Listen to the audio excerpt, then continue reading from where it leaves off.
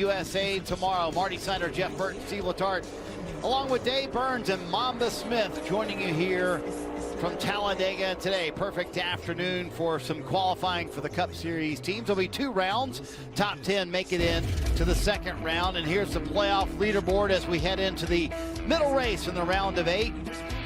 Steve, I don't know if I've ever seen more superstars below the cut line. You've got 3 past champions and this year's regular season champion. Well, when you have a field of superstars, and that's what we have with these 8 drivers, Jeff. I think we have all of the favorites when we look at the 16 that entered. We didn't really lose any favorites through the rounds. They've all continued. Denny Hamlin has advanced with that big win, but somebody has to be on the outside looking in. Blaney, Logano, Chase Elliott, William Byron. It looks grim, but in a place like this, it can turn so quick. You know, a couple stages, and those guys can be right back in the mix. It'll be interesting to see how the strategies change from drivers like Blaney, Logano, Chase Elliott. If they don't get stage points, like in the first stage, do they then shift and say, okay, we're getting close to a must-win situation. It's going to be fun to watch them navigate points throughout the race tomorrow. Anthony Alfredo, the first car on the track here at Talladega. I find it interesting, Jeff. You know, Ryan Blaney's 31 below the cut line, but he insisted all week long, I don't feel like we're in a must-win scenario. Do you agree with that? Well, if they get stage points in both stages and have a good finish, then, they have another race to go. So, no, I don't think that they're in a must-win situation, but they have to get results. They can't leave here without gaining a lot of points. I totally agree. I think there's a pathway forward with points, and I love the idea of coming here with the concept that you can get it done on the racetrack. I love your thoughts, Steve, that the game's going to change throughout the day at Talladega. You kind of reevaluate after stage 1 and really see where you're at that point. Yeah, the difference between stages and standard sports is it's a little bit more like golf where every stroke counts, right? It doesn't matter if you're ahead or behind at halftime. The only score that matters is the end of the game, where at the end of the stages, those points are like awarded. You can't lose them. They're in your bucket, as we see Anthony Alfredo finishing his lap at a 53.48. I tell you what, he was fun to watch in April. Got the lead, yes, and when he got the lead, he was consuming the entire racetrack. Let about 15 laps, blocking, doing everything he needed to do. He was fun to watch. Yeah, I love what that Beard Motorsports team does to come to these super speedway races as Casey Mears takes the green flag, Mama Smith. Yeah, we got Todd Gilliland. Todd, you've had a lot of good success on super speedways this weekend. Another good opportunity to put it in victory lane. How aggressive are you going to be this weekend? Yeah, we're going to do what it takes to win. I think that's a balance, though, of aggression and patience when it's the right time. So, mostly with the speedway racing we have now, it's, so much strategy of, keeping track position while trying to save a little bit of fuel, if the race goes green. But that's the golden rule, right? You have to have track position to go and win this thing. So, yeah, it's going to be tough. Obviously, we all know that wrecks happen here, and got to stay out of those as well. So I know I have great Ford Mustangs to drive from Front Row Motorsports. Big weekend for Loves. They sponsored the truck race yesterday. So to get Loves in victory lane here would be awesome. I think you can expect the 34 to be moving to the front tomorrow, guys. Yeah, he mentions Front Row. They have been outstanding at qualifying on these super speedway races. Jeff has spent some time with Casey Mears earlier today. He says he's going to run not only Talladega this weekend, but also next week at Martinsville, and the week after that at Phoenix. So kind of nice to see Casey Mears back in the Cup Series garage. Yeah, 599 career starts in Xfinity and Cup, and wanted to reach 600. Wanted to get that done, and I got to tell you, I love the sponsors on this car. Valhalla and Viking Yacht were. I mean, that's got me written all over it right there. If you get on Jeff Burton's internet stream, I mean, those are both on there. Yes. Boats and golf. Hey, that is the top end of center consoles and fishing yachts right there. I love it. I'm all about it. Yeah, exactly. You're always looking up boats, aren't you? But Casey, yeah, making another run here at Talladega this weekend. Austin Hill on the track. Going to make a go of it here. You know, Jeff, you've seen this with your son Harrison. How much different is the drafting game in Cup versus Xfinity, where Austin Hill has been so good at drafting and figuring out races and the ability to get to victory lane? Well, the big difference, I think, and it'd be interesting to hear Steve's point, because, Steve's had, Dale Earnhardt Jr. and Jeff Gordon as drivers at this racetrack. When he is in the Xfinity race, he has the most career drafting type wins in Xfinity Series history. Yes. So if he makes a move, you're going to go with him. But that's probably different on Sunday. Right? On Sunday, they don't know him as well, right? So they don't have quite the confidence in him. And it's a big advantage you know, for people to know, hey, that guy can win this race, because if they make a move, then you'll go with them. Austin wraps up his lap. He will go to the top. William Byron not next on the track. Ty Dillon is next, but those two cars had a very interesting end to the race for both of them at Las Vegas, Steve. Yeah, an odd time of the race for green flag pit stops.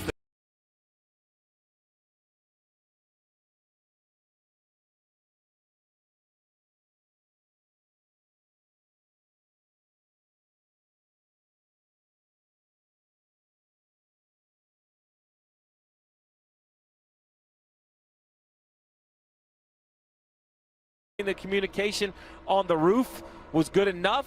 It's a simple mistake. Unfortunately, it cost the 24 car a chance to continue in that race. Scary hit though, Jeff. Yeah, and they ended up making a spotter change after that. You know, the spotter was very clear that he wasn't going to be back with this team next year, but Frank Denny Jr. joining up top with the spotter. And I think one thing that happened last week is we have these events like that, and it's a reminder to everyone in the field, right? Let's think about what we're going to do. You know, I agree. I think Ty Dillon could have taken more initiative and getting his hand out the window, pulling down, you know, halfway down the back straightaway, pulling down to the inside lane, just saying, hey, I'm pitting here.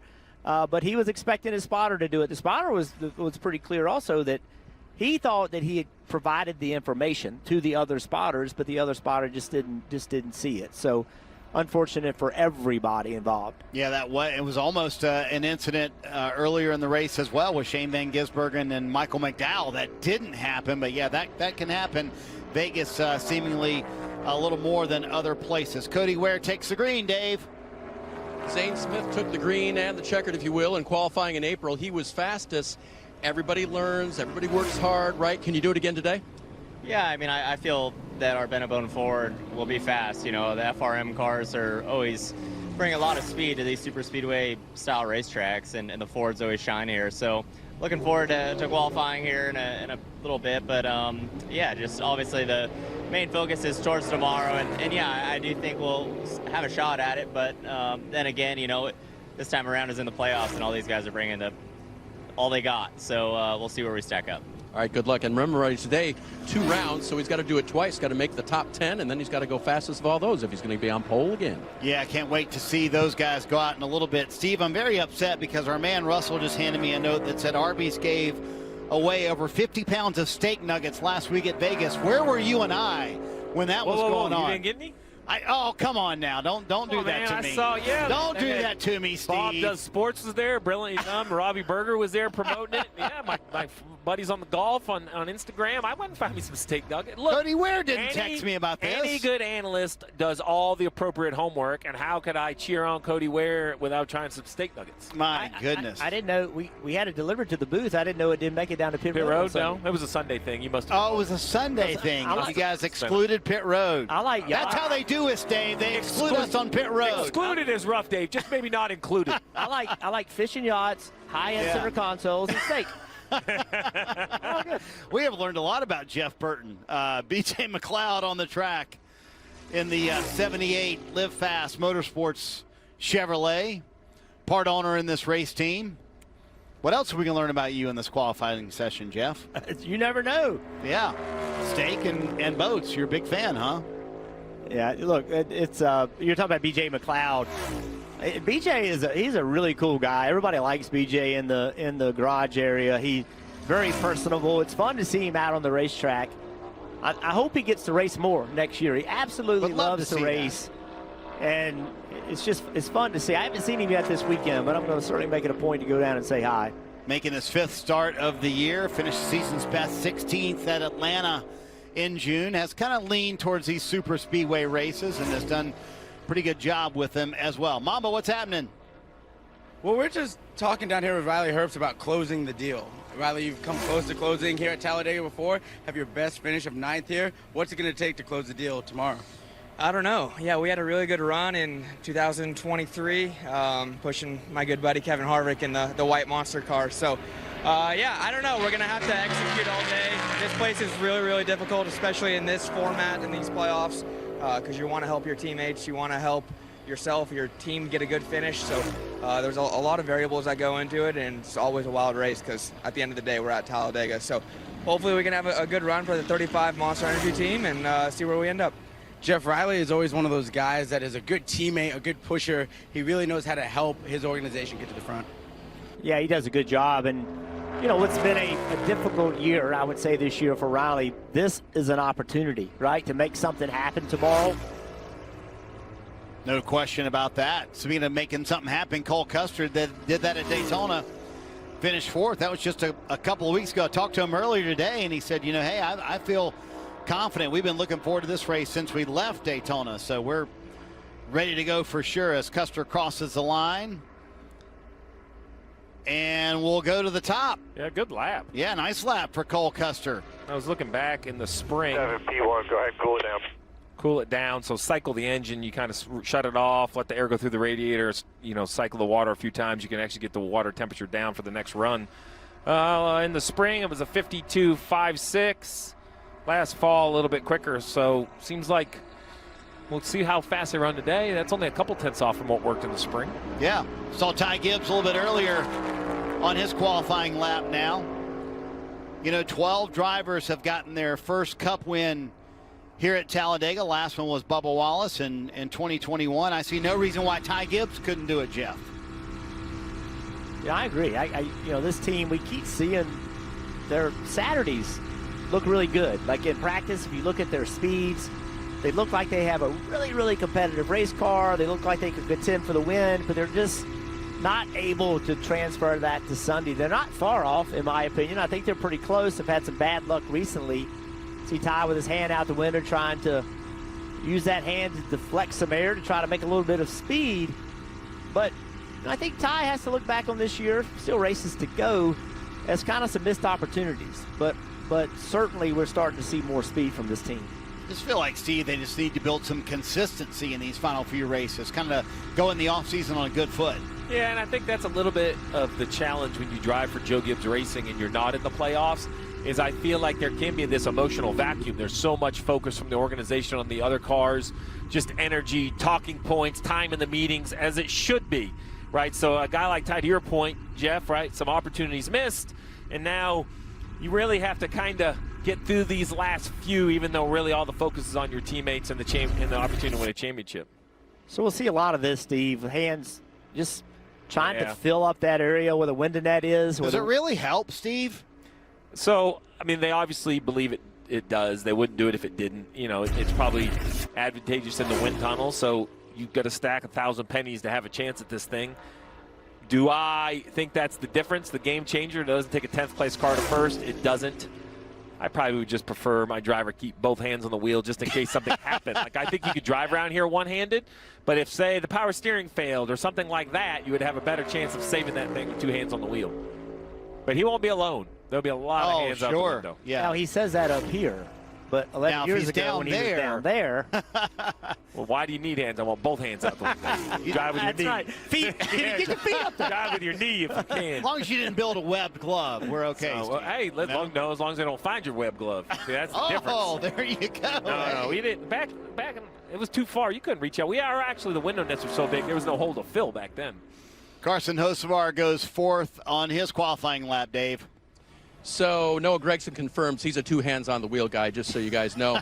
Home last week, and if the beads are any indication, really at home here in Talladega this weekend. What's the outlook for the race tomorrow, let's say? This is going to be my new home. I was driving in yesterday into the track and just saw all the fans here. This place is packed out. I said, you know what?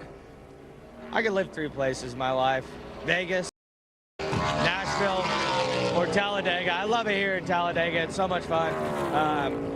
We usually try not to qualify the best, so our car handles really good in the pack, and that's what I like to see out of it. The car's super, super fast. I know it's going to be a handful tomorrow in the draft, so a lot of fun out here in Talladega. Got to go to the rodeo last night. We're going to the Whiskey Myers concert tonight. We're qualifying today, and we got a big race tomorrow for the Yellowwood 500, but having a great time out here in Talladega. It's a lot of fun. We got qualifying, 2 hands on the wheel. We're about to rip, baby.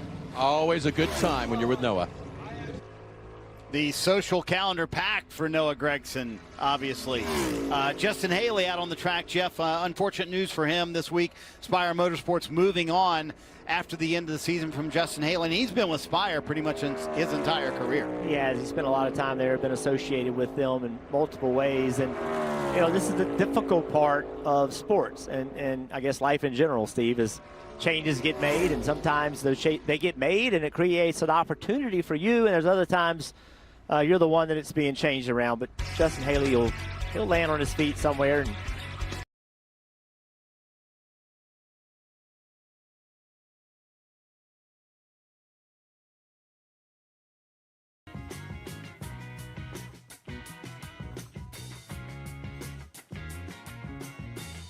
the Motor Racing Network, the voice of NASCAR.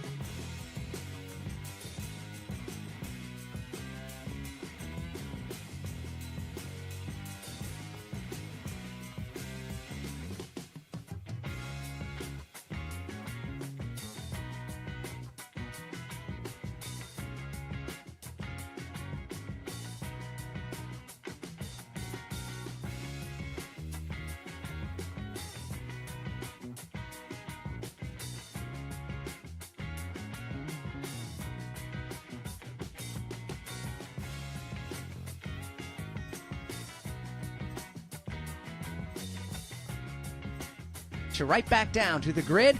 Drivers patiently awaiting their opportunity to qualify. We go back to Steve Post. A couple years ago, I was just watching, I saw a YouTube video of this pop up. A couple years ago, your win at this racetrack. Okay. I have no idea where you're going. Okay. No. Oh, okay, yeah, there we go. No, a couple years ago here on the racetrack. What is it? What's it like, Bubba, to come back to the racetrack where you scored your first career win? I mean, it's always special. You wish you could, redo that at the snap of your fingers, but it's never that easy. Clearly, haven't won here since then. But no, Talladega has always been special, and it's been fun to just continue to get better and better. I remember actually to get approved for speedway racing, I drove Frank Kimmel's ARCA car here. That would be in probably January. And I was like, this place is the biggest racetrack I've ever seen in my life. Still is true. Yeah. But just the way your mind processes things now, that was what, 12 years ago? Now it feels like the same size as Martinsville to me. So it's just cool how you evolve and get better and adapt to certain things. But yeah, hopefully our Columbia Toyota Camry can adapt to all the things we need today and tomorrow and go out and get us another victory here. You mentioned today how much prep goes into it, making sure you hit everything. We talk about this, and some guys say that anybody could drive these qualifying laps, and then we hear our crew chief guys like Todd Gordon talking about you got to hit this shift mark, you got to hit that shift mark, you got to hit everything. How much do you prepare for getting up to speed lap here and need to know on these laps? Well, Coon Dog here, he's my tire guy. He's got upgraded to mechanic this week. He was like, if we had plane troubles coming in this morning, he was going to go drive it. So that just shows you how easy it is. Well, then he started doing the hand motion like he was driving an H pattern. No more H pattern, he's out. So it's a good thing that I showed up. But prep for this stuff, some people do. Yes, I got to get through my shift marks. Our Toyotas usually are lacking a little bit in qualifying speed, but it's really studying on the moves, the right moves you need to make for tomorrow to get us to the front. I look at what happened at Daytona where we started deeper in the field. We were up in the top 5 early on. I caused that big wreck, but we made the right moves to get to that point, and then we made one wrong move and ended our night. So it's massaging out iron out all the kinks for tomorrow. But today, I mean, yeah, you can go drive a post if you want. I'm with Coon Dog. We'll sit on the sidelines. That's Bubba Wallace, and he will be driving this number 23 car here today. There's a lot of things you can do from practice to qualifying, qualifying to the race. No practice. Been a rough go for the 42 team lately. They were so strong in August and September. Now they've had 3 straight finishes at 26 or worse. And you go back to Daytona earlier this year, finished top 5 in that race. They could use a good run like that, Dave. As could last year's winner, Ricky Stenhouse Jr. I believe the phrase is don't mess with Sasquatch, but is it don't mess with you this weekend? Will the 47 be there? I hope so. I mean, I think, we're at Talladega trying to defend the Yellowwood 500 that we won last year. So, yeah, our Jack Link's non-vegan Chevrolet should be exactly what I need to get the job done. It's up to me to do my job, make sure we put ourselves in the right positions, miss the wrecks, and see if we can't bring it home again in victory lane. I got my son Stetson here this week, so I'd love to get him in victory lane. I had to FaceTime him and my wife last time, so hopefully get them in victory lane. But yeah, our car's looking a little rarer than normal. We got to get that thing on the grill, make some beef jerky out of it, but that's pre-beef jerky right there. But no, it should be a great day.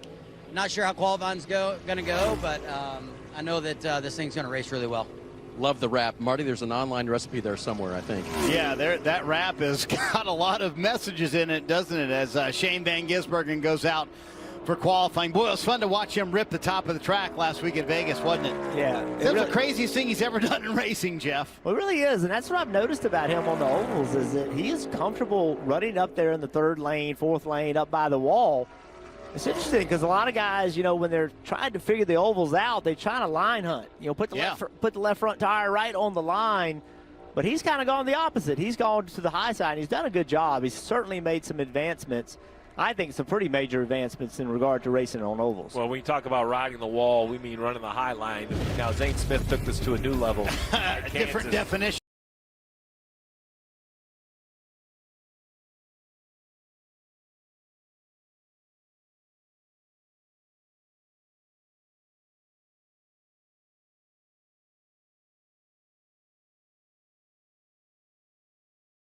Landing right on the frame rail. Right here when you watch, when it comes around, the left side tires are flat. So this, man, that is a pretty hard shot right underneath the driver. He was okay, but said he was a little sore after those tumbles. Scary situation. Jeff, you would think if you're going to flip somewhere, it would be here, not Kansas, right? I mean, you would think it would not happen at Kansas, but it happened to Zane. Yeah, I wouldn't have gone to Kansas thinking about flipping, but a little surprised about the pace of this car. This team normally brings really, really fast race cars to the racetrack. A little surprised he's off, but... Well, and he's in a Ford, and the Fords have dominated Speedway qualifying. On the pole here in April, and let's go back to what Noah Gragson said. Are they maybe trying to dial in more race pace versus qualifying pace, you think, Jeff? Well, it's a possibility. I don't want to assume anything, but there is that opportunity. Here comes his teammate. So let's see what he does. Yeah, let's see what Todd Gilliland can do there, Mamba. Yeah, we'll see what Todd can do. I got Bubba Wallace, the Talladega winner. Bubba, we were just talking about the grays in the beard. Is that from Riley Hurst beating you in chess, or is that from being a dad? Where's this coming from, my boy? That was a good one. And Riley's beat me out of the 20 matches we've had. I think he's 3 for 17. So more of being a dad, more of actually this environment. No, we're here at Talladega.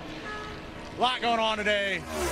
Worked hard for today like this. Got to hit our shift points, qualify about P24. So it'll be good. Hit your shift points, qualify about P24. He's looking forward to it, guys. Worked really hard on it to qualify at P24. By the way, I think we buried the headline. Riley Herbst and Bubba Wallace have an ongoing chess match? What's that about? We're going to have to inquire, see how I can get an invite. Yeah, really. Todd Gilliland, we wondered what kind of lap he would churn out.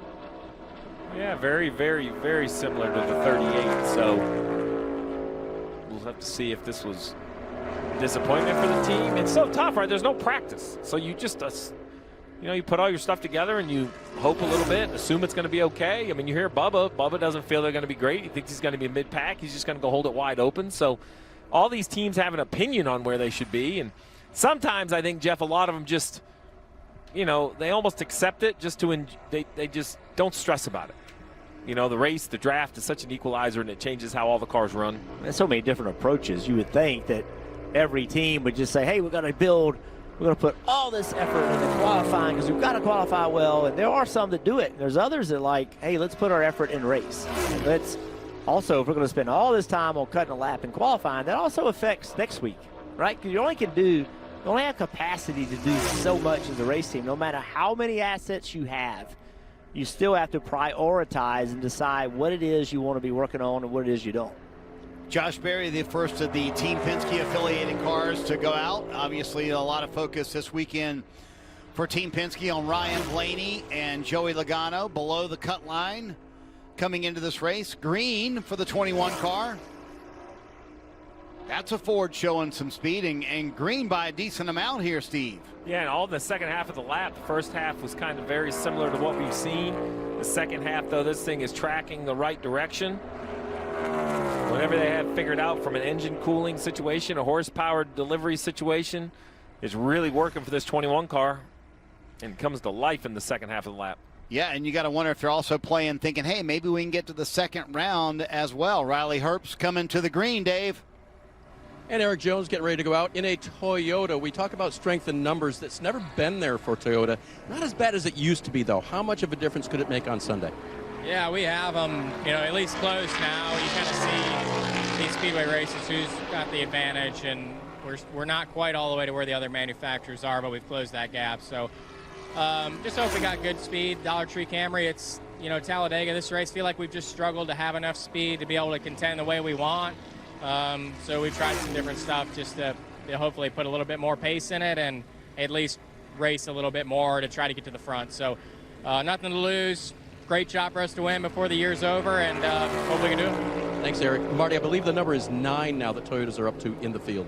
Yeah, and this Toyota, Riley Herbst doing a pretty good job. I would say, is this a bit of a surprise here, because Jeff, Toyotas have not been fantastic at super speedway qualifying this year. Well, this lap right here is really good. And we talked about Josh Berry's speed, and not surprised they have that much speed as a Penske affiliate team, but Riley Herbst is going to beat him. And we talked about his opportunity to have some success here. He's run well here before in Cup, not just Xfinity, but in Cup, and this has to give you some optimism.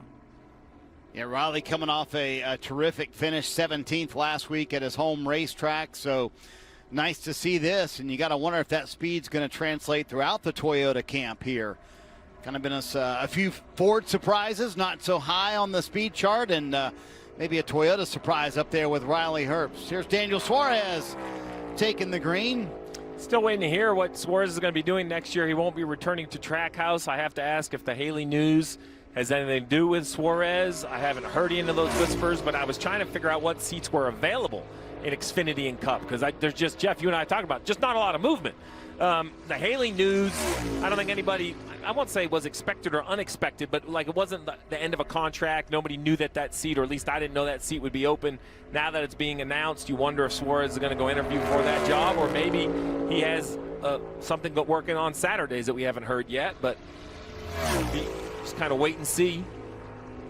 Jeff, you have to think this team's been looking forward to Talladega, finished second at Daytona, so close to the win, last race of the regular season, and putting himself in the playoffs, and gotta wonder if they can kind of replicate that here tomorrow. Yeah, I agree. And anytime you know, this team is just, it's such a hard situation with the driver leaving, trying to understand what the future is for everybody. And coming here, it just allows you to focus on this one race. You know how big of an opportunity it is. Stage points don't really matter for that team. They can just go out and do whatever they need to do to put themselves in position to win the race. You don't want to be in a situation where you're not in the playoffs, but at the same token, it does open the door for you to sometimes play some strategy for track position that may be beneficial to you. Mambo, what's going on? I got somebody who is always excited to come to Talladega. 4 wins since 2014. Bad Brad Keselowski. Brad, you've won here so many times. What makes it different with the next gen trying to get back to victory lane? Yeah, it's like every 2 or 3 years racing here just changes, and you got to evolve and figure it out, Mamba, and the next gen was another evolution. And now it's all about the fuel saving, and then when you get in the pack, try to move your line. It's a different type of racing, but it's been good. Last year I ran second both races. Not so good this past spring, got an early wreck, but hopefully we can turn it into a win. Pat Keselowski looking to turn it into a win, another super speedway win here at Talladega. Yeah, would love to get number 7 here at Talladega. Hey, go inside the race with HBO Max, home of the NASCAR Driver Cam, presented by DraftKings Sportsbook and Straight Talk Wireless. Access every in-car camera with real-time driver data, multi-view options, and full team audio. Watch NASCAR Driver Cam all season long, only on HBO Max, and you can ride on board just like you did with Austin Dillon during his qualifying lap right there that put him 5th. Hear that cool down, Jeff. Yeah, the engine's just completely shut off. You just ride around the track all the way back to pit road like that? Well, what you could, every team looks at it a little bit differently, but what you can do is go be in neutral for a while and just let it coast and then fire it up, circulate the engine through the radiator, through the engine block, just move it around and shut it off again and do the same thing. AJ Allmendinger on his qualifying lap here at Talladega. Nice to see Black's Tire Service on the car for the 16 group. In all the spotter changes, he lost his spotter that he was used to over the last few years. Frank Denny moving on to the 10 team. He'll have TJ Bell, a veteran spotter, on the roof for him this weekend. And Jeff, you know, spotters just absolutely vital here at Talladega. Well, I have to say, if you're going to change spotters and you're going into next year, the first race is first point race is the Daytona 500. I think it's smart to match the spotter and the driver here at Talladega, because the spotter is so important. I would say more important here than anywhere else here in Daytona. So give the team, driver, spotter, give that group a chance to work together for a race so that they can go back and debrief and really be ready for the 500. Yeah, put some game film, right, in real time. Because they both know what they're doing, but what vernacular, right? If you're 3 wide top, is that, you know, are you top 3 wide? Are you 3 wide top? Are you 2 below? Like, there's 3 different ways you could say the same position on the racetrack, and it sounds silly, but that needs to be natural. Second hand needs to be like shorthand. If your brain has to process what you're hearing, it's not working. So you got to get a little bit of game tape. And they'll work on that craft for years, Steve. I mean, you can perfect it over literally years. Defining little things, right? Yeah, and it's some of the signature of the spotter, some of the signature of what the driver's needing, right? Ross Chastain here in the 1 car. You know, what's most comfortable for him? What does he need to know? Is a perfect spotter-driver combination is not only the right information, but the information that his driver's wondering before he wonders, right? Like, don't let him question what's happening 2 cars in front or 2 cars to the left. Like, the perfect spotter is telling you the information before you think you need to ask for it, so you could use every ounce of your ability to just drive the car. You know, Ross won here in 2022. There hasn't been a repeat winner at Talladega in 5 years, which is a crazy thing to think. You know, you would think there would be a repeat winner in a span of 10 races at some point, Jeff. Yeah, that really is interesting, because we know some guys are better at it than others, and they possess the skill and they've worked on it and made it better. But yeah, it's been a lot of different winners. Ross Chastain winds up going 8th. You know, the racing on the track at Talladega is crazy. Talladega Boulevard also a little crazy. And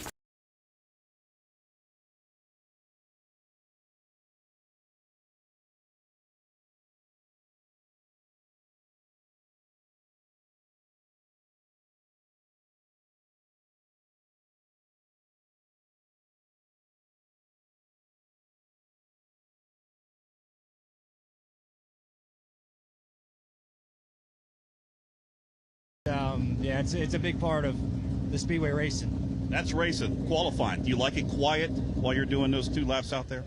Yeah, it's not a lot going on for me. It's, you know, make sure I hit my shift points. And then other than that, you know, it's really all you can do.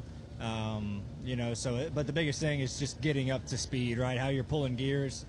Your launch off of pit road is fairly important. Not so much of lift point, brake point, you know, mid-corner speed like other places. Here it's just it happens a little bit earlier in the lap.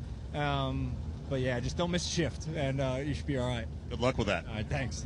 Ryan Blaney getting ready to do his qualifying effort. He talked about Tim Fiedel is his spotter, who will work with him a lot throughout the day tomorrow. But Tim is a former driver himself in the Xfinity Series and some in the Cup Series too. But for the last handful of years, many years, Alex and Kyle, you guys know this, he's been one of the great spotters that's been up there and helping drivers find their way to victory lane. Not only a great spotter, former driver, he's also an accomplished chef as well. 20 drivers have taken time so far. We'll run you down the list in just a moment. First, from Talladega Superspeedway, this is the Motor Racing Network, the voice of NASCAR. Hello?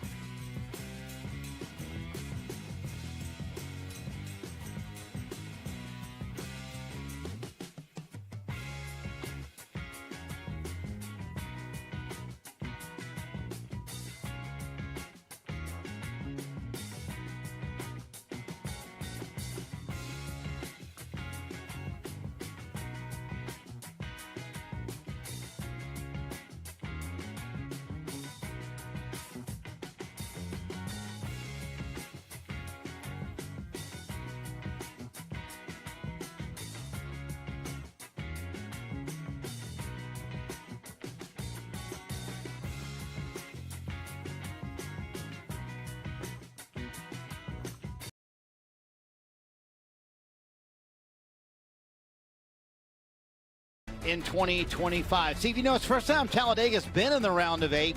How's that changed the game for these playoff teams? So it's interesting. Kyle Larson had one of the craziest takes on it. I thought it'd be more stressful. He actually likes it better than when it was in the round of 12 because he felt like in the round of 12 there may be a playoff driver below the clat line that they all assumed they were eliminating, and he could win here and then take a spot in the round of 8. Larson felt like these 8 drivers, you know, they're going to win all 3 races. This one being maybe the question mark because I think anyone. But yeah. He goes, so if any of the 8 win, you're like, yeah, well, they can win. They can win at all 3 tracks. So it doesn't really change that. Now I think the counter to that is there's this pit of the stomach fear that you are, you know, kind of hoping that nobody creates a mess you get caught up into. You can mind your P's and Q's all day long. Somebody else's mistake could turn into a bad day for you. Interesting take from yeah, it was I had never thought of it that way. From Kyle Larson on the new round of 8. You know, Jeff, until we heard Noah Gregson's social calendar and the Whiskey Myers concert coming up, I was going to say Saturday can't be busier than his Saturday last week when he was home in Vegas because he went to a friend's wedding after qualifying last week. But my man's got a full social calendar here in Talladega too. Yeah, Noah tends to find the party. Yes. You know, somehow the party finds him too. Yes, for sure. Yeah. But, you know, we keep talking about opportunity. This is another team and driver, right, that, you know, hasn't had the greatest year, had a lot of troubles early in the year, gotten a lot of wrecks that weren't necessarily his making, but that buried him deep down in the points. And, you know, a great run or a win coming out of here on Sunday can try to help build some momentum going into next year. Yeah, he said they dialed out a little qualifying speed. They might have. They start so far 18th. And we mentioned there's not been a repeat winner in the last 10 Talladega races. That's a crazy stat. Look at the winners that have been to victory lane here at Talladega over the last 5 years. And one of them, Ricky Stenhouse Jr. in this race last year, Jeff.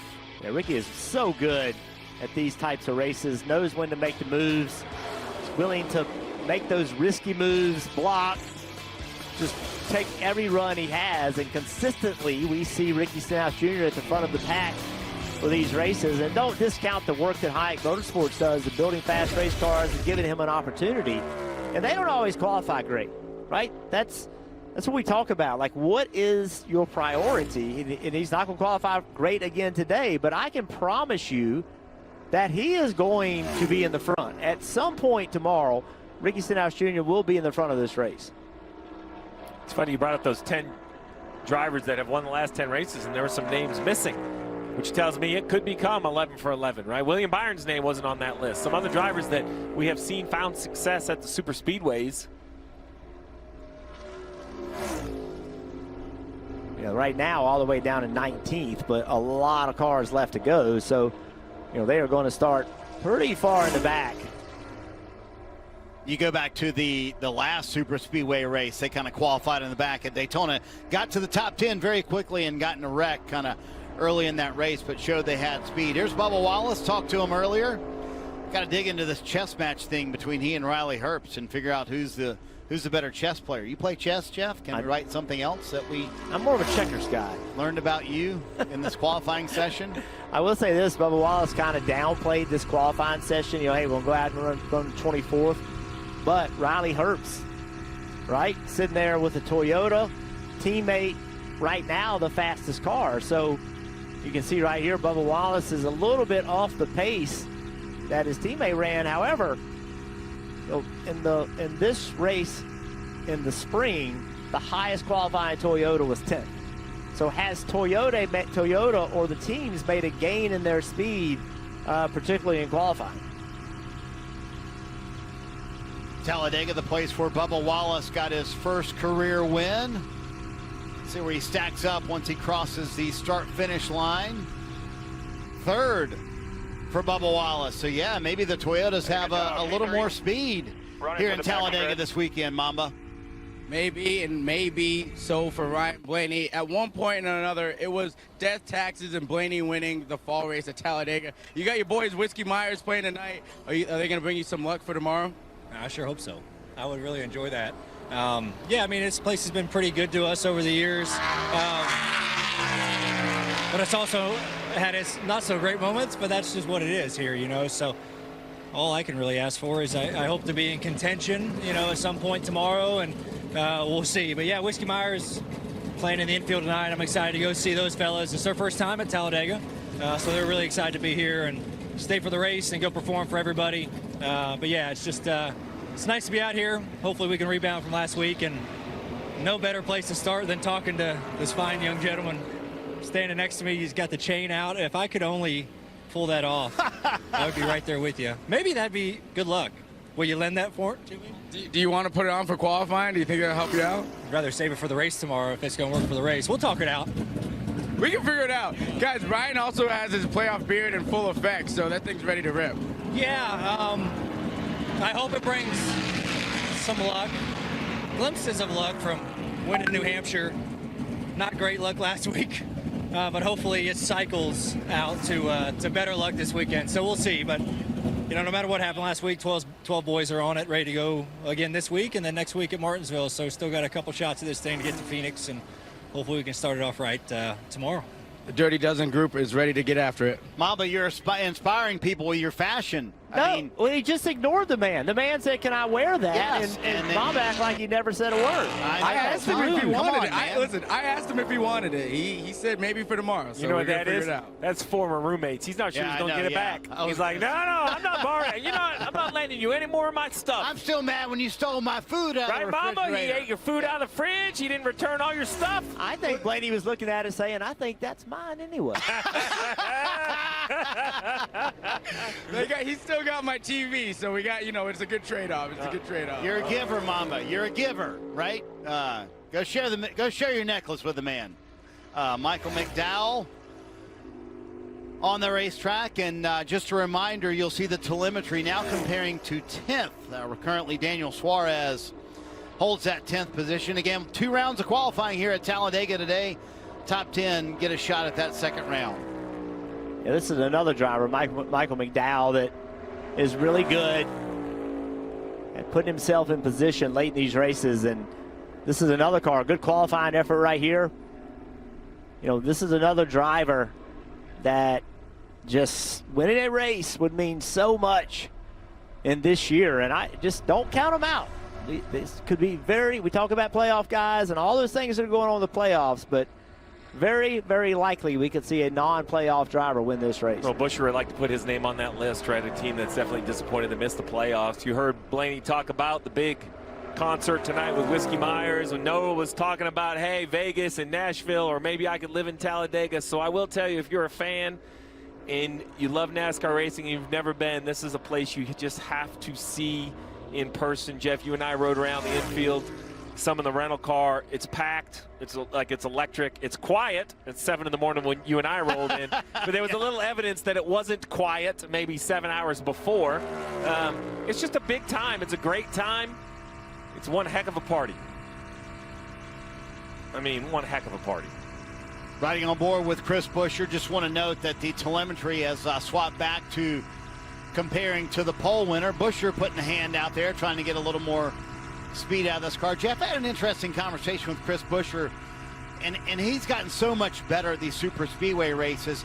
He told me he had to really change his style. He had to learn how to be aggressive. He said, I didn't grow up being aggressive like this, blocking runs like people need to do at these super speedway races, and I had to talk myself into being that way to have success at this type of racing. Yeah, it's kind of strange. You have to be willing to put yourself in danger and just go and almost forget about what could happen on the other side of it. But we talked about the bumps and how rough this racetrack is. Watch riding along with Chris. Look at how much he's moving in the seat. I mean, that is wild. We don't see that almost anywhere else except for like qualifying here in Daytona through the bumps.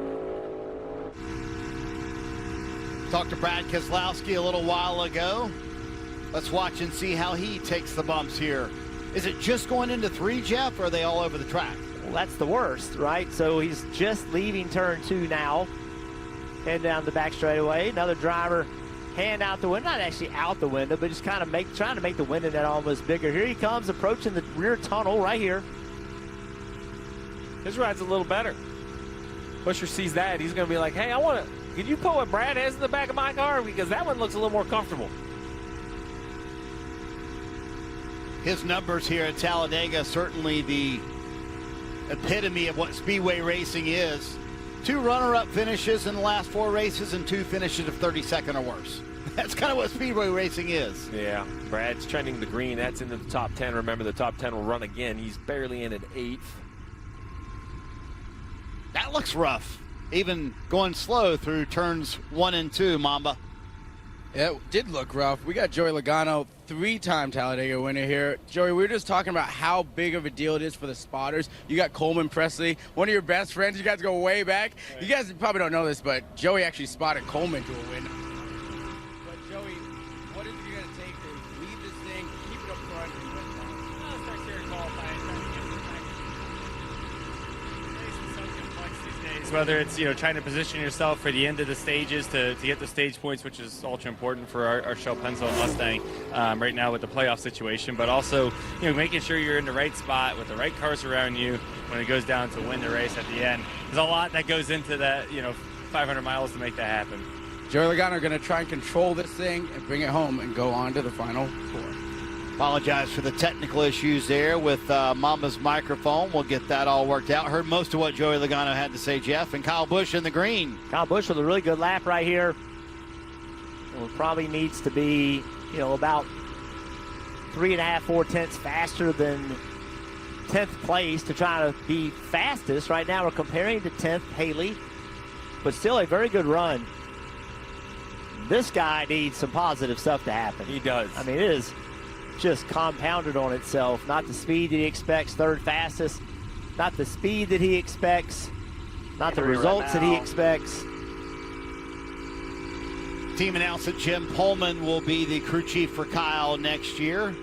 What do you think about that hire, Steve? Got a Justin Allgaier to the championship in the Xfinity Series last year. I like it. I've always been very impressed with not only Pullman's cars, how fast they drive, but how he just kind of leads a race team. I think he proved that, as you mentioned, with that championship run for Allgaier. He just always seems to be in command. Not a lot of fluff, but not super direct, right? It respects the talent behind the wheel, which is, I think, what made such a successful run for him. And Justin, I look at Kyle the same way, a guy very, very late in his career, trying to get one more flash maybe of great runs. I think Jim's the type of guy that can help him along. I like it too, because you got to remember the job he had before he went to be Allgaier's crew chief. Yeah. He ran the shop at RCR. Yep. So he knows everybody in the whole company. So I think that's a really smart move from that standpoint. How about this? Ross and Cindric in the green by a decent amount, Jeff. Yeah, good run so far.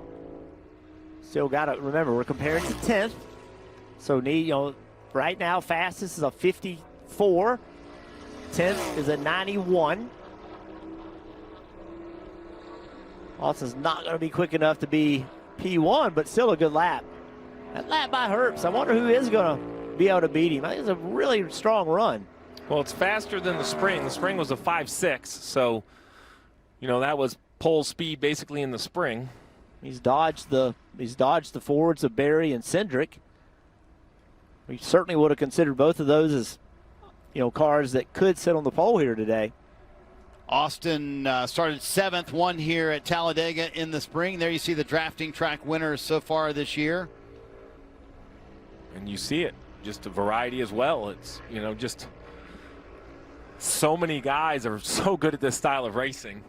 Blaney said it the best. It sounds crazy, but every time I came down here as a crew chief, all I really hoped is that you would kind of enter 3 or come off from 4 in the picture. And you know, it happens so quick. You have 15 seconds to go left, right, block. Who are you going to block? Get yourself. You just want to be in the picture. They can't fall your way. You don't want to be taken out too early in the race.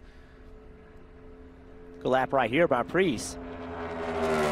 Yeah, and it's been more like it for the 60 team lately. 2 consecutive top 10s after none in the previous 8 races. So kind of going the right direction, Jeff. And some wild rides for Priest, right? Yes, this type of racetrack. Yes. Some very, very rough wrecks.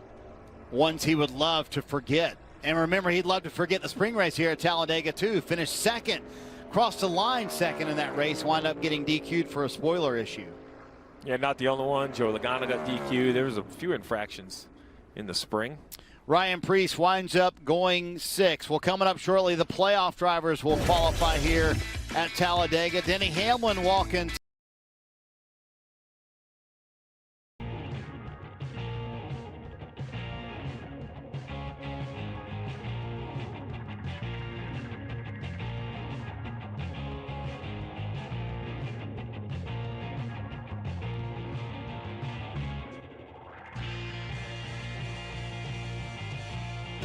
Every time the siren.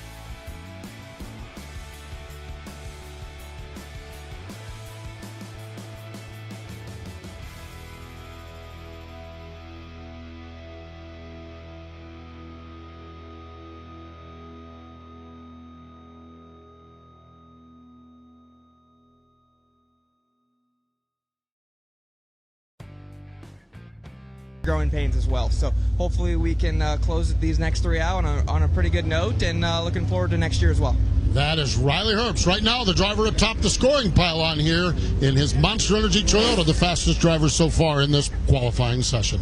He is, as he's going to patiently wait this out. 10 cars to go. All he has to do is have one of those next 10 cars be a tick slower than he, and Riley will indeed move on to the next round of qualifying. Let's go back down to the pit lane and Jason Toy as Alex Bowman begins to make his way onto the racetrack and start his lap of qualifying. Denny Hamlin's down here, probably the most relaxed guy out here on the grounds of the Talladega Superspeedway. Have you ever come into this racetrack like this knowing, okay, I'm going to run for a championship?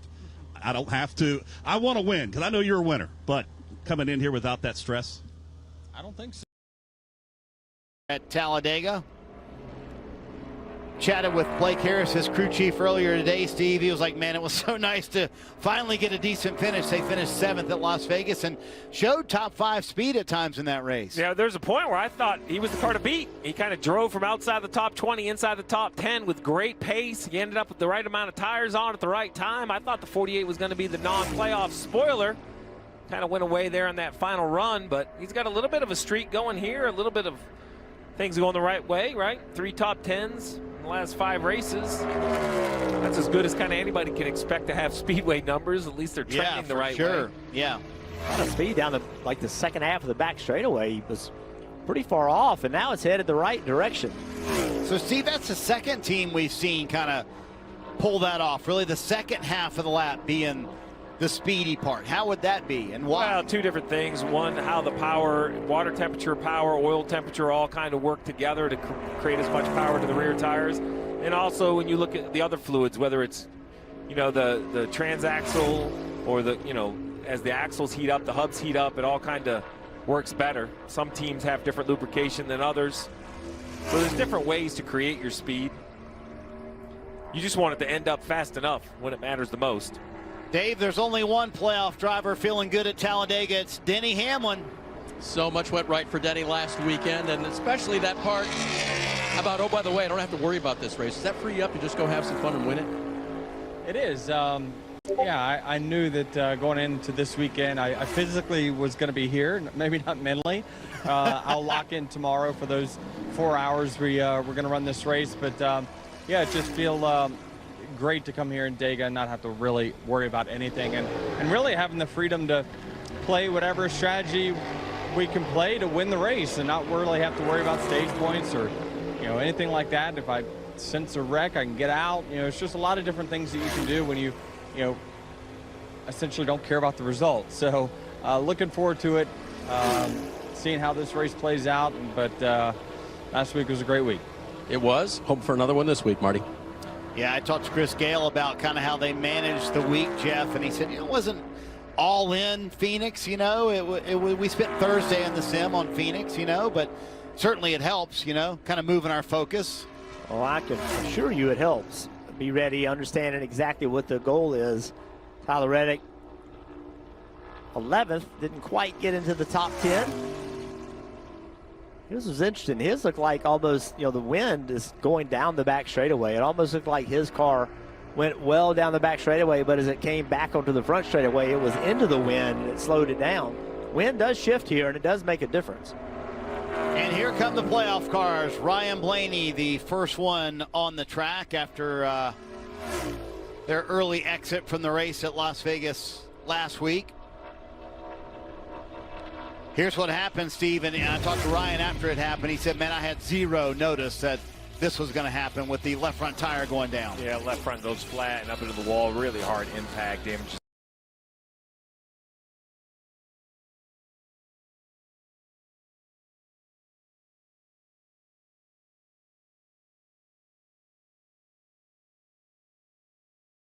You know, like a mile-and-a-half racetrack, and you're the one that runs something over that cuts the tire. Man, it can just be so frustrating.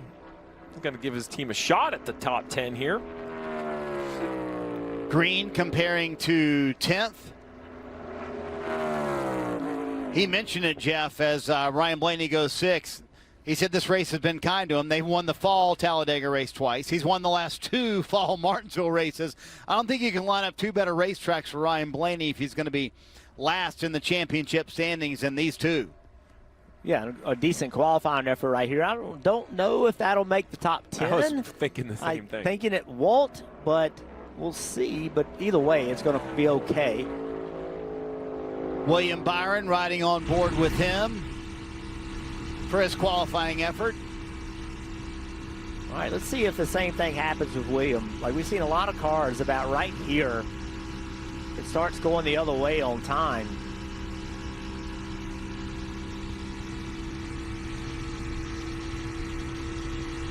His is not. Well, there it goes a little bit, but not enough. He's finished 7th or better in each of the last 5 Talladega races. They just have a knack, Steve. I don't know what it is with William at these super speedway races to make something happen. It's going the right direction here. His teammate Bowman ran a 76. He's currently 9th. This is going to be really close to Bowman's lap. It is. Remember, the start-finish line at Talladega is not in the center of the triangle. It's all the way to there. Boy, that was close. At 9 1/1000ths of a second. Or 1 1/1000th of a second by the time he got to the line of almost getting above Cole Custer into the top 10. Now we'll see what the next Hendrick car can do. Chase Elliott out on the racetrack. Elliott currently 23 points below the cut line, down in 6th. A couple wins on the season. One of them Atlanta, Steve, and I, go back to that race, a drafting track as well. I just remember how aggressive Chase Elliott was at the end of that race. Yeah, aggressive in all the right decisions. Every lane he decided to block was the one he needed to be in front of, and just doing a really nice job. He's got his hand all the way up on the A post. Yeah, what's up with that? We see everybody else kind of lower. Why is Chase Elliott's hand up on the roof? Doing as instructed. I'm sure he's not dreaming it up. Someone within the camp has asked him to put his hand in that position. It's interesting. We'll see. Definitely not hiding it with the bright yellow glove. I was going to say, it's pretty easy to spot. Yeah, not the speed that Hendrick Motorsports is hoping for. Again, not bad. Same thing we kind of talked about William Byron. But that is 20th. Interesting. That's a big disparity between him and his teammates. Look at that hand. It's all the way up the very top, Steve. Yeah. He's like he's hanging.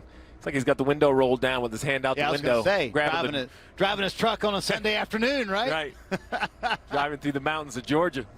Going for a cruise with his buddies.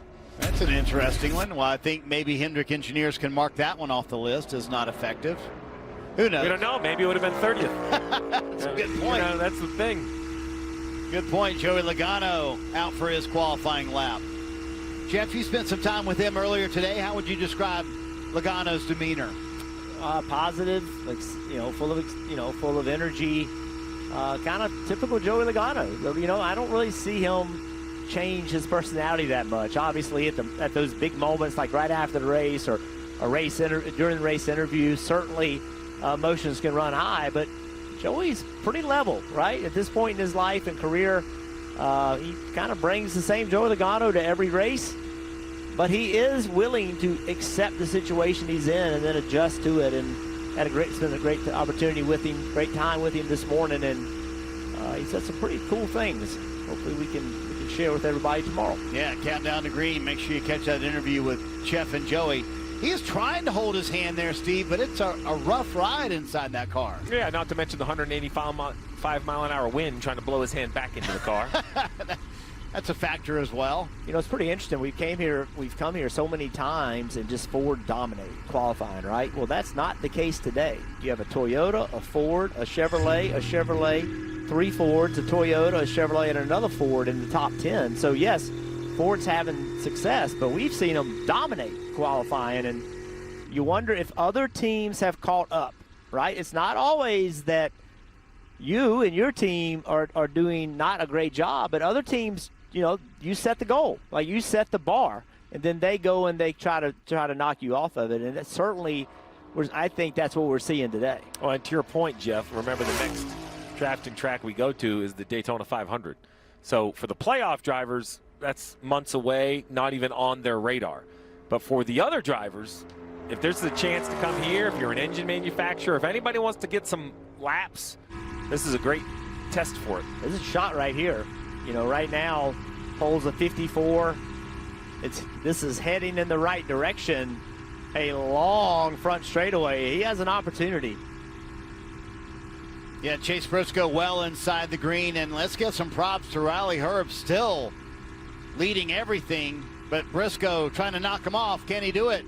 He does. Chase Briscoe to the top. Cool it off. Be cool. Toyota's going to be really, really proud of those 2 laps for Briscoe and Herbst, because you mentioned it. Really, the whole garage area talks about the blue oval. And, you know, it's easy for the drivers, and we talk about it, and the fans talk about it, but for those manufacturers, for the engine shops, they do not want to think that it's a foregone conclusion they're going to be beat when you unload at a track like this. So for this Toyota engine shop to be currently 1-2, they got to be very, very proud of the equipment they brought down here. Yeah, remember Briscoe sat on the pole for the Daytona 500 as well, but that was kind of newfound speed also. It right? was. I mean, it was. I tell you, Briscoe and that team, they are just, I'm real super impressed with where they are and what they're doing. Are people not giving that team enough credit as possible champions? I mean, nobody's earned more or had a better average finish in the playoffs than them. Yeah, I think you may regret it if you're not giving, as competitors, they're giving them respect. I can promise you that.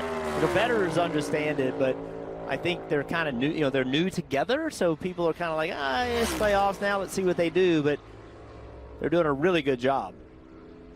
Christopher Bell showing the Toyota speed is for real here at the super speedways when it comes to qualifying. He's in the green too, Steve. He is, and just a reminder for everybody, you know, the teams that are in the top 10 have to go do it all again. So we're not going to award the front row or the pole to anybody yet. We'll see if that makes a difference. Bell ninth. He'll have a real shot, right? He'll have to get beat by both Larson and Hamlin to not run again. We'll see if that can happen. I was going to say, let's see what Adam Stevens' reaction is, but I know what it's going to be. It's going to be zero reaction. The man gets not a lot of emotion. Sometimes on the radio you get a little spice on the racetrack, but pretty calm. He's been here, done this so many times. He's seen it all happen over his years in the garage area. Kyle Larson going to make a run at it here. 400th career start for Kyle Larson. 0 for 52 at super speedways, Jeff. Has his drafting prowess gotten better to the point where he can finally win one of these races?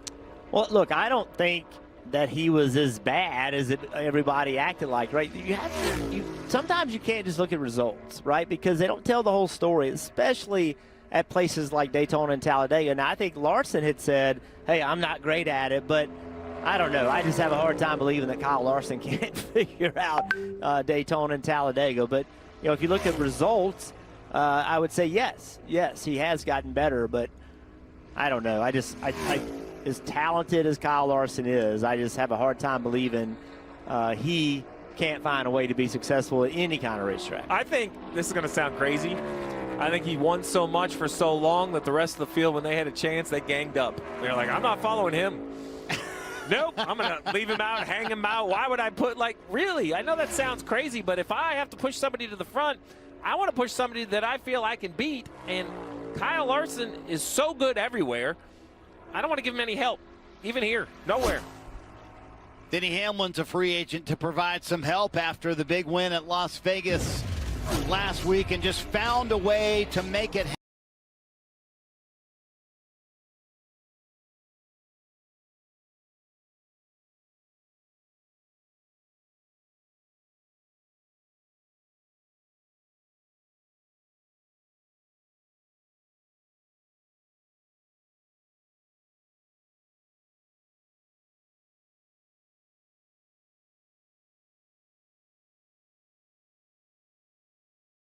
And he just put it on the edge and was willing to risk it all, crashing, whatever, getting in the wall, willing to risk it all to get that win. And it was clear how much that 60th win meant to him. We think playoffs and we think advancing to the next round, all that kind of stuff.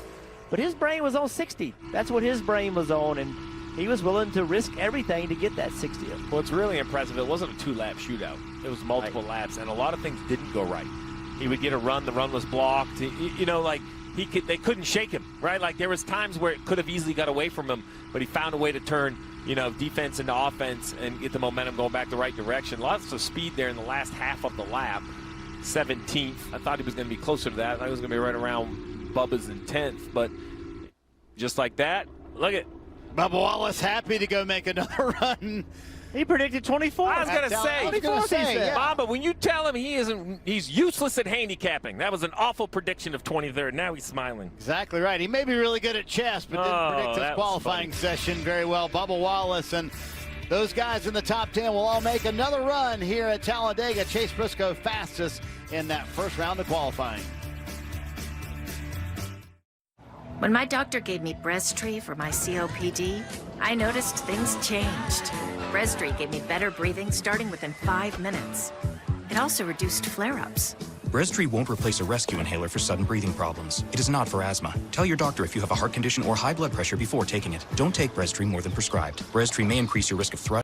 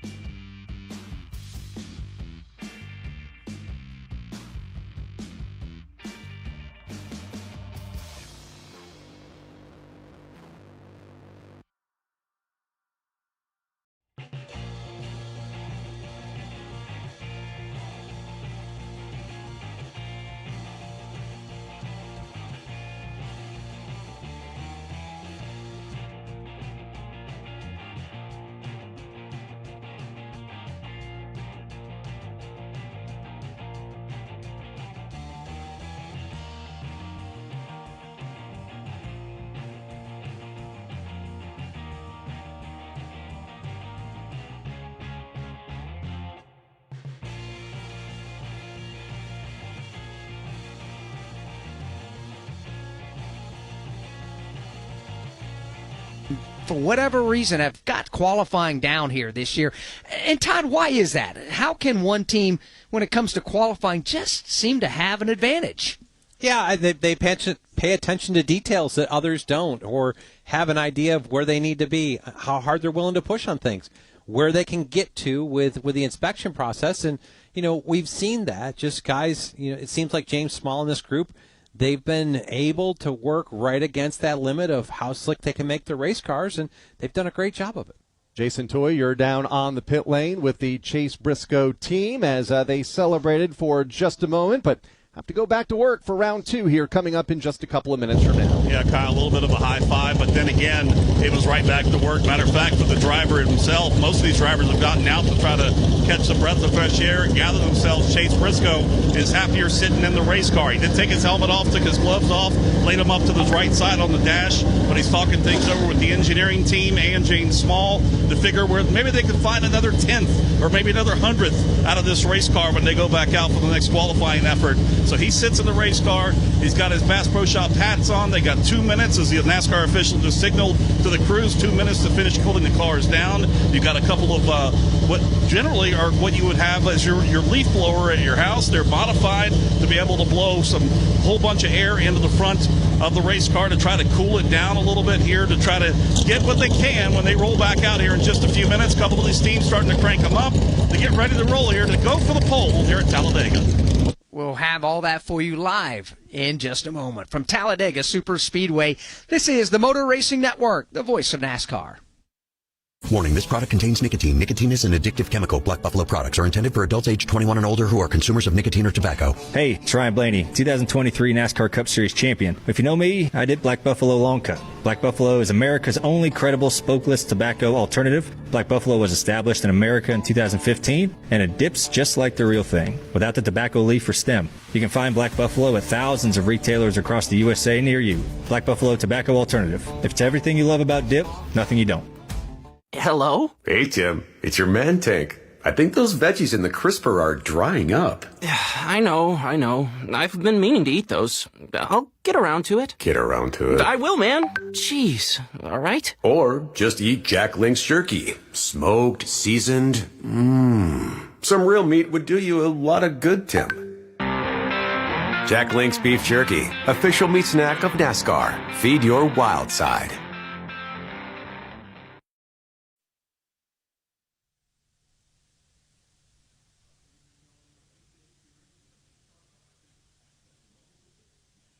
We welcome you back to Talladega Super Speedway here. Pole qualifying ongoing for the Yellowwood 500, which will be tomorrow, and you can hear that on the Motor Racing Network at 1 o'clock Eastern Time with NASCAR Live Race Day. You know, Todd Gordon, we could hear the engines down there kind of refiring with these final 10 cars that are set to go. Conventional wisdom says, wait a minute, we got to cool these cars down. Why would they fire the engines? Great question. As you talked about, Jason Toya explained, they've got like these really large fans of air movers that can blow cool air, or at least ambient air, through the radiators. So you can cool down the water that's in the radiator. You can get to the point, at some point, you've gotten that water cooled down. The problem is that there's hot water in the cylinder heads, in the engine block. So you have to fire it so that the water pump can exchange that cool air out of the radiator back into the engine, push the hot water back out so the fans can work on that water to get temperature out of it as well. Time about up for those teams to be firing those engines down on the pit lane as the cars are being pushed into order here on pit road for the final round of qualifying. Let's hear from another one of the crew chiefs now with Steve Post. Davin Restivo is the crew chief for Riley Herbst. And Davin, what can you do, what are you doing here in this turnaround period to get the car ready for another run? Yeah, right now we're just trying to get it as cooled down back as possible. Obviously, we try to maximize our temps here in round one, so it comes in a little hot. That's pretty much all we can do.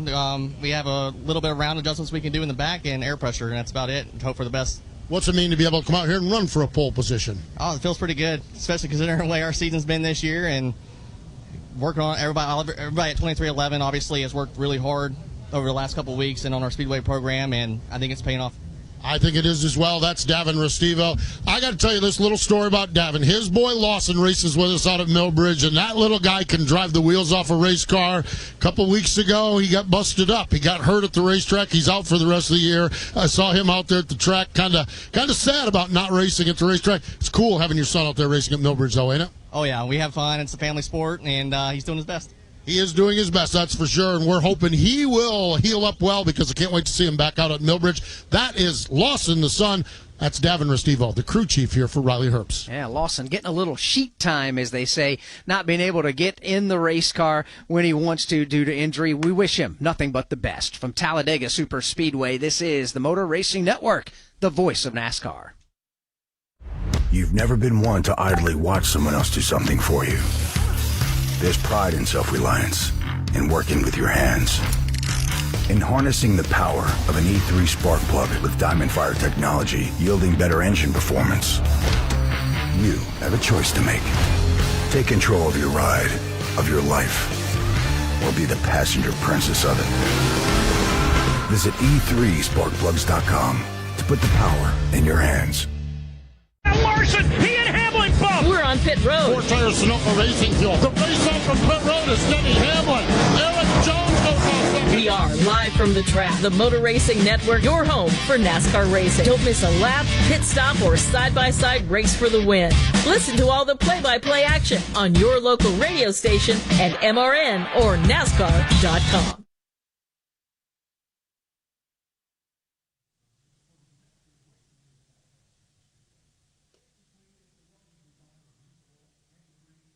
We welcome you back to Talladega Super Speedway on Yellowwood 500 weekend here for the NASCAR Cup Series. Final 10 drivers poised and ready to go for the pole position. They're beginning to roll those cars to the head of the grid right now, and we're getting closer and closer to putting them on the racetrack for this run for the pole. You know, when you think about coming to Talladega Super Speedway, Grant Lynch, former president and chairman of this great racetrack, he always said, it's not just a race, it's Talladega. And what he means by that so much is not just the competition on there being so much different than any other track the Cup Series or any NASCAR Series races on, but it's the atmosphere, it's the party, it's the experience that fans have. Sadly, we lost Grant Lynch here recently, but Steve Post, his mark has been left, not only on Talladega Super Speedway, but on the sport of NASCAR racing. No doubt about it. And celebration for life. With Grant, it was always a celebration. Always a smile, always happy. And my Grant Lynch story goes back to the early 1990s. I was deciding in Pennsylvania that I wanted to make a career in NASCAR racing. And so back then, we wrote letters to everybody. And I wrote letters to every racetrack in the Southeast, every race team in the Southeast, every sponsor that was based in the Southeast, because I wanted to make a trip down in this part of the country and interview and meet people and kind of kick around and see what was going on.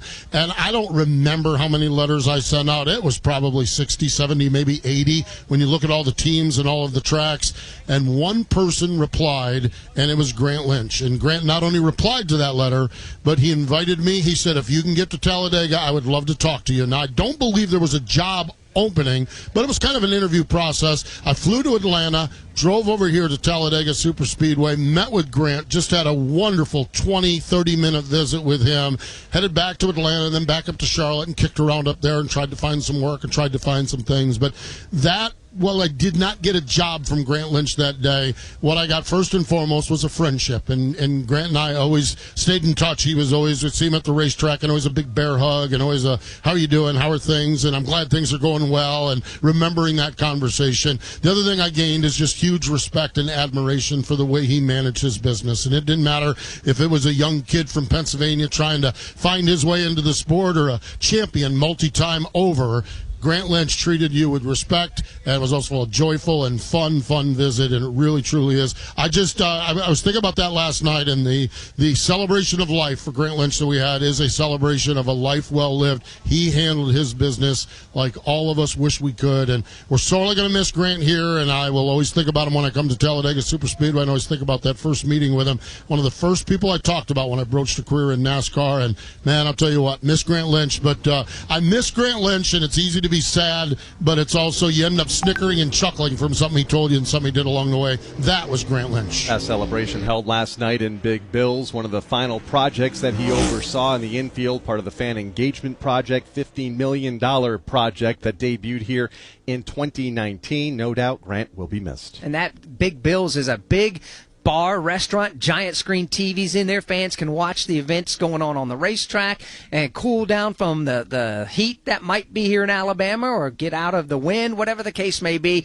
But they also have NASCAR Cup Series garages attached on either side of Big Bills down there. It truly is a great fan experience. Time to run for the pole now here at Talladega for the Yellowwood 500. Pole qualifying from Talladega Super Speedway is brought to you on MRN by E3 Spark Plugs. Stuck in slow motion? Unleash the NASCAR fire inside your engine with E3 Spark Plugs. Forget pit stops too. E3 gives you maximum fuel efficiency for more miles on the road and less time at the pump. E3 Spark Plugs. Power, speed, domination. Get yours today. Bubba Wallace was 10th fastest at the end of round number 1. That means he is first to go here in round number 2, a 3-time pole winner in the NASCAR Cup Series, a former Talladega winner, and also won earlier.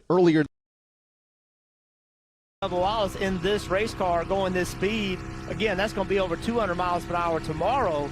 Guys are on that pit road watching a car go. Imagine jumping out in front of a car going down the road at 60 miles an hour. That's what they're doing. And, you know, it's just fascinating how fast pit road speed really is.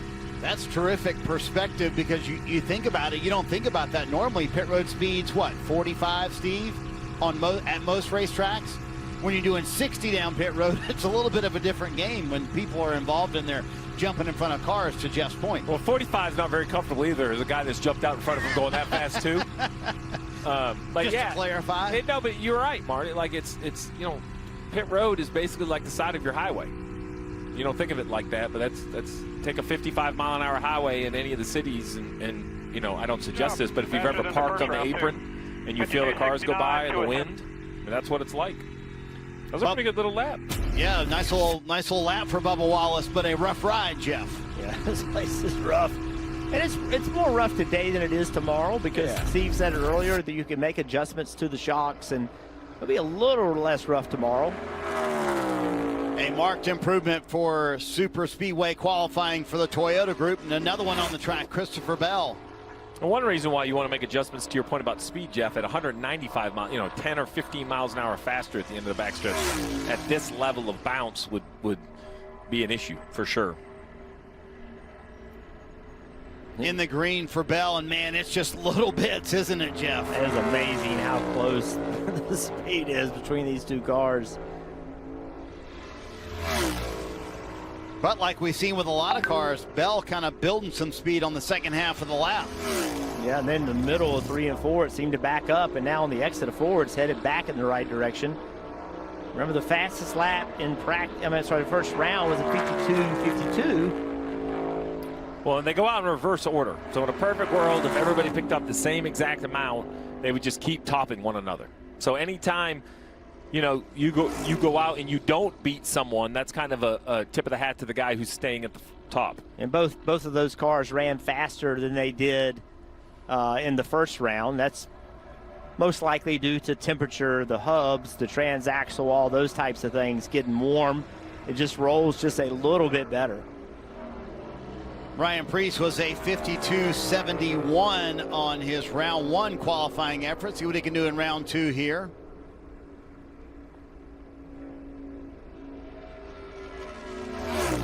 Good for that race team, having some nice finishes here at the end of the year. And I tell you what, Steve, RFK in general at Las Vegas last week was pretty impressive with their speed. Yeah, this team I have circled as one I can't wait to see what they look like February and March of next year. Remember, they added this 60 team this year. They went from 2 to 3. Brad's gone on record to just say that, definitely got his team, the 6 car, a little slow out of the gate. A lot of sacrifices were made about moving people around. It probably overall weakened all 3 teams because they had to separate some of the talent. But over the year, they've hired more people and moved up and kind of strengthened it back up. And I think that, to my point, Jeff, that's really these 3 cars, I think, all have a chance of being playoff cars that just were a little too behind to start the year. I think the other fun thing about this team this year is crew chief Derek Finley. Derek's been in this garage forever. He, was one of the first engineers kind of, in the sport that was here every single weekend. It's really cool to see him get an opportunity to be a crew chief, and he's done a really good job. Preece with a nice pickup for round 2. Let's see what Ryan Blaney can do in his Ford.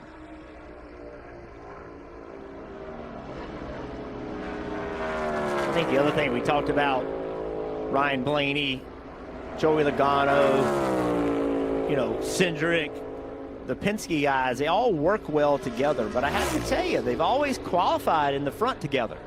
Now they're split up. Yep. Now they're scattered through the field. How will that affect how they work together early in the race? Logano's 16th. And I find the question interesting too, Steve. You kind of got 2 that really need a win. Who pushes who tomorrow? Who do Austin Cindric and Josh Berry hook up with when they have 2 cars who really need some help? Well, if I was a crew chief of the 12 or the 22, I would do everything I could strategy-wise to be the lead of the pack. Because I think it's a whole lot easier to expect help when you're already there than expect somebody to give you a position. I'm not sure anyone's going to do that. I do think you could find some help if you're at the ship that's leading the train, but I'm not sure. So this is the first car that didn't jump to the top. So Blaney then gets beat by Preece and Bell, who he had outrun in the first time out. Yeah, but slightly quicker in round 2 for Ryan Blaney. 3rd as of right now. And his teammate Austin Cindric now coming to the green. He will be a threat to win this race. There is no doubt. Austin Cindric consistently put himself in position to win these races, and I'm going to tell you something. He could have 4 or 5 of these wins, and just everything has to work out just right. You have to avoid the wreck. He is really good at this. Yeah, you go back to obviously winning this race in the spring, but Daytona just a few weeks ago looked like he was the guy to beat almost that entire race, and then got cleaned out in a late wreck. They certainly have improved this super speedway racing program for this 2 team over the years and just perfected it.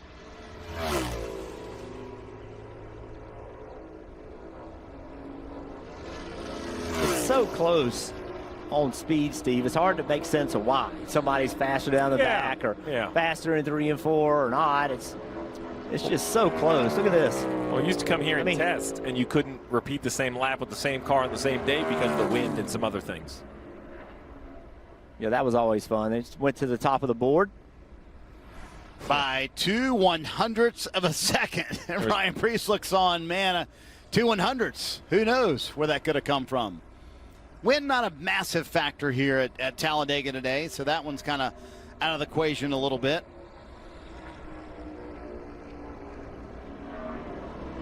Michael McDowell for his round 2 effort in the 71 car. Seems had some good finishes lately, Jeff. Yeah, Michael, such a fan of Michael's. He's 40 years old, has, fought and clawed and scratched and done whatever it took to make a living doing this. And he did a really good job when he was at front row. He's a contributor here. Now he's at Spire. He tries to be a leader and just really enjoy the way Michael does his business. 200ths up on Austin Cindric. Now building time on the back half of this lap.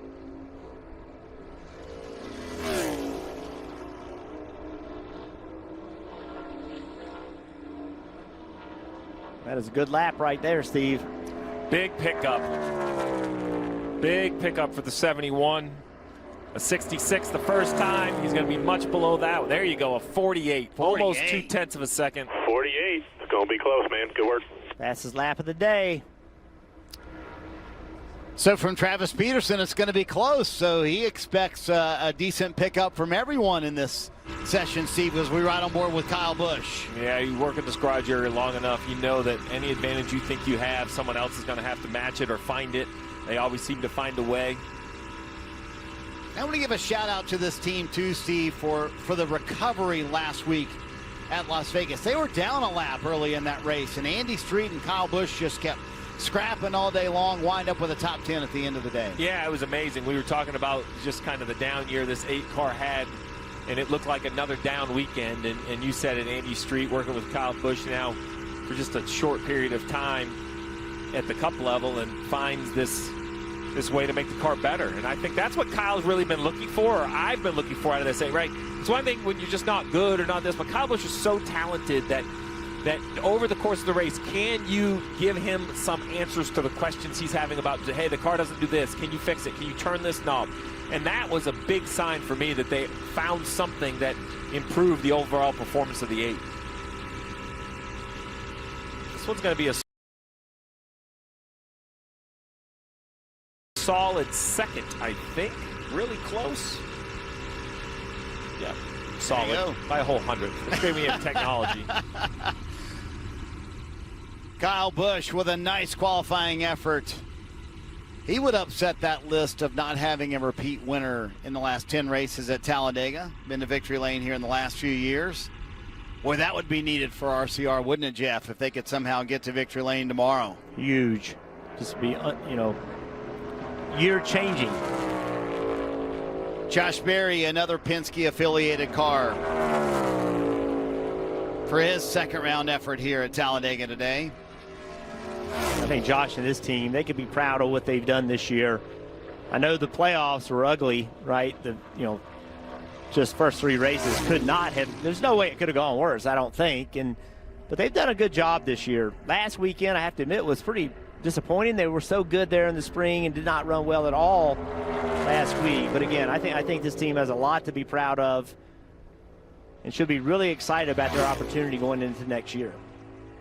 Michael McDowell hopping out on pit road. So far the fastest here in the second round of qualifying to set the pole for Talladega tomorrow in the playoff race.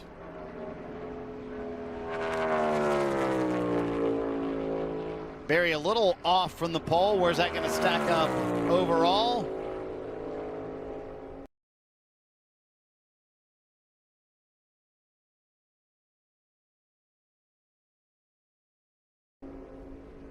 Fifth. Very interesting. We have 2 Chevrolets at the top, 2 Fords in 3rd and 4th with 2 Toyotas to go. So we're getting ready to see the manufacturer battle, how this stacks up. 35 doesn't want to crank. Yeah, I was going to say it won't crank. Is this just part of the second round of qualifying, Steve, that could happen to a team? Yeah, that would be a frustrating situation. He's off and rolling now. That's good. That would be frustrating. We talk a lot about what it takes to drive these race cars and make a lap in qualifying, and we tend to downplay the role that the driver plays. But Michael McDowell, it seems like everything he sits in at Daytona and Talladega goes fast. Now, why is that, right? Is it his knowledge of the car, his effort at the shop to say, hey, let's think about this, let's think about this? Is he pushing, trying to make things happen? Does he emphasize this? And therefore his team follows his lead, but there's a connection there that you cannot deny, that Michael McDowell, 6 poles on plate races, right? And now here he is today with 2 cars left to go, fastest again. I don't know, Steve. I just have a hard time believing that's a total coincidence. Yeah, that's too much to be considered a coincidence. Well, he and Travis Peterson clearly know what they did up front row, Steve. Can they bring some of what they have done in the past at another manufacturer over to Spire? Concepts, what they thought was most important, what areas of the car they found the speed. And right now, Herb's trending the wrong way. McDowell has a pretty good head start on the 35, who's the 10th off.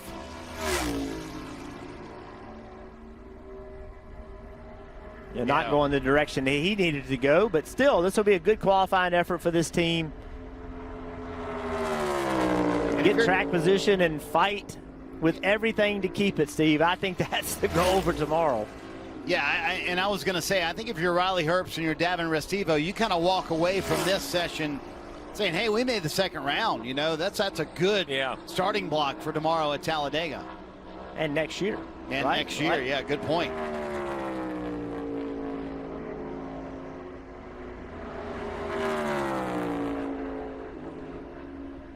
Herbst a little bit faster than his teammate Bubba Wallace.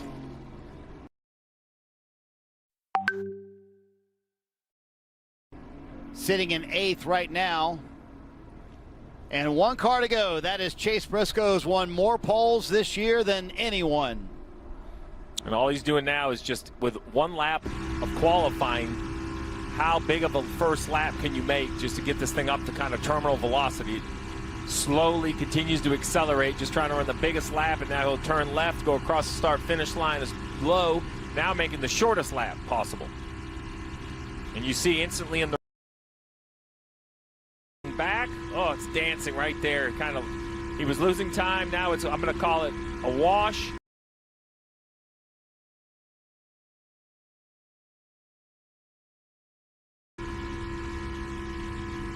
Can he keep the engine wound up, or will it bog in the middle of the corner? Still matching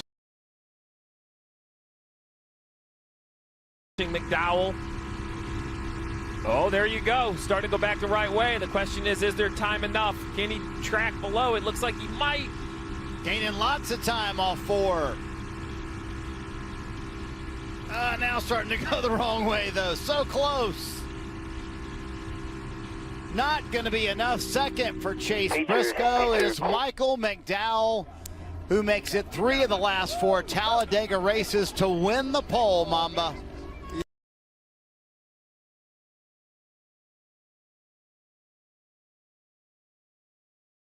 Yeah, high fives all around. Michael McDowell putting it on the pole for the Yellowwood 500. You can't tell me that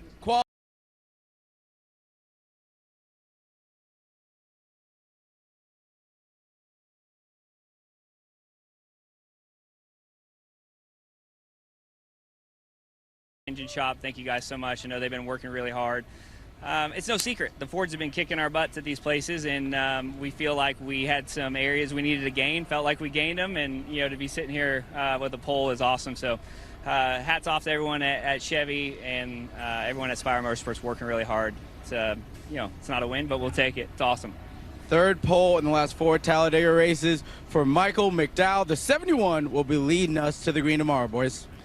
Tell you what, Steve, we talked about it. The Fords had been dominating super speedway qualifying. Michael McDowell mentioned it. Chevrolet and Toyota went to work, and the results showed up. That's the beauty of this garage year, and no one just accepts defeat. They continue to fight and battle. Spire Motorsports, Michael McDowell on the pole, but then kind of mixed throughout, right? Chase Briscoe, a nice run. You see a playoff driver back there, Ryan Blaney, Christopher Bell, that make up row 4. And everybody in this field feels like they have a chance to win. Look at row 10, Kyle Larson, Brad Keselowski. Row 9, Denny Hamlin. He knows he's moving on. How about Chase Elliott all the way back here in row 13, Steve? Yeah, this is the one track that as long as something doesn't happen right away, everybody in the entire field is going to be at row 13 at some point over the course of the day. That's just how this works. Just settle in, get a good handling race car, and a great strategy, you can overcome it. And Jeff, to your point earlier, Ricky Stenhouse Jr., who we know will be a factor starting all the way back there in row 19. Top 20 before lap 3.